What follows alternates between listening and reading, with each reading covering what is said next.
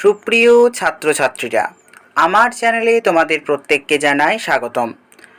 আশা করছি প্রত্যেকে ভালো আছো এবং সুস্থ আছো।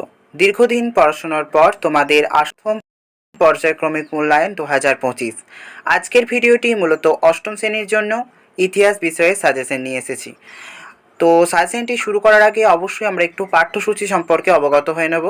দেখো, তোমাদের প্রথম অধ্যায় ইতিহাসের ধারণা, সেখান থেকে কোনোরূপ প্রশ্ন হয় না, তাই অধ্যায় ২ এবং অধ্যায় ৩ তোমাদের পরীক্ষার সিলেবাস চুজ হয়েছে। তো প্রথমে রয়েছে আঞ্চলিক শক্তির উত্থান, তারপরে রয়েছে উপনিবেশিক কর্তৃত্ব প্রতিষ্ঠান। এই বছর তোমাদের ১৫-র পরিবর্তে ৩০ নম্বরের পরীক্ষা হবে। তো দেরি না করে ভিডিওটি শুরু করা যাক।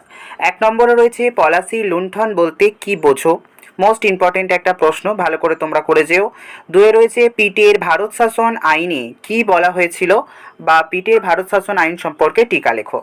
তারপর রয়েছে মেখলে মিনিট কি?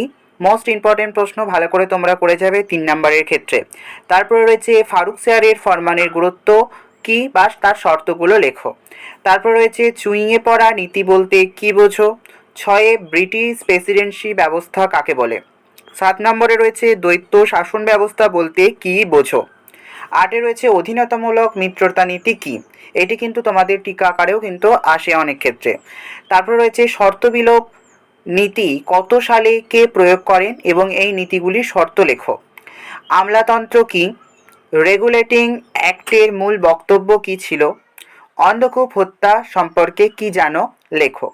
১৩-ই রয়েছে দস্তক কি? এই অন্ধকূপ হত্যা যেটি বললাম সেটা কিন্তু তোমরা একটু টিকা আকারে ভালো করে করে যাবে, ডিটেলসে আসার সম্ভাবনা কিন্তু প্রবল। তারপর রয়েছে কর্নওয়ালিস কোড কি?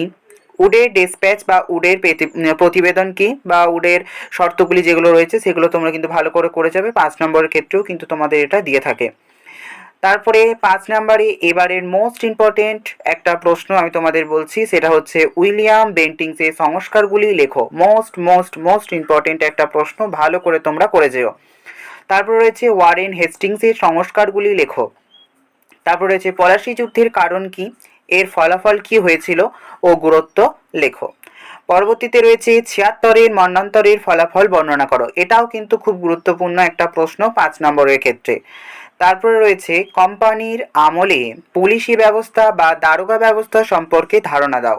এটাও কিন্তু ভালো করে তোমরা করে যাবে। তো ৫ নম্বরে যে ৩টে প্রশ্ন বললাম, লর্ড উইলিয়াম বেন্টিংসের সংস্কার, ৭৬-এর মন্বন্তর এবং পুলিশি ব্যবস্থা বা দারোগা ব্যবস্থা, এটা কিন্তু তোমরা একটু ভালো করে দেখে যেও। আর ২১-এর সর্বশেষ প্রশ্ন, এটাও কিন্তু খুব গুরুত্বপূর্ণ একটা প্রশ্ন, আশা রাখছি এটা অধিকাংশ স্কুলেই দিয়ে থাকে। পলাশী যুদ্ধ এবং বক্সারি যুদ্ধের মধ্যে কোনটি বেশি গুরুত্বপূর্ণ বলে তুমি মনে করো? উত্তর সাপেক্ষে যুক্তি দাও। আমি মোট এখানে ২১টি প্রশ্ন আলোচনা করলাম। এই ২১টির মধ্যে তোমাদের ২ নম্বর, ৩ নম্বর এবং ৫ নম্বরের প্রশ্ন তুলে ধরেছি। তো এখান থেকেই কিন্তু অধিকাংশ স্কুলে প্রশ্ন দেবে, তোমরা ভালো করে সাজেশনটি করে যেও। আর যদি ভিডিওটি ভালো লেগে থাকে তাহলে অবশ্যই তোমার প্রিয় বন্ধুবান্ধবদেরকে শেয়ার করে দিও এবং একটা লাইক করে দিও। আর অবশ্যই তোমরা যদি নতুন সদস্য হয়ে থাকো তাহলে অবশ্যই চ্যানেলটিকে সাবস্ক্রাইব করতে ভুলো না, এমন অনেক অনেক শিক্ষামূলক ভিডিও পাওয়ার জন্য। ধন্যবাদ।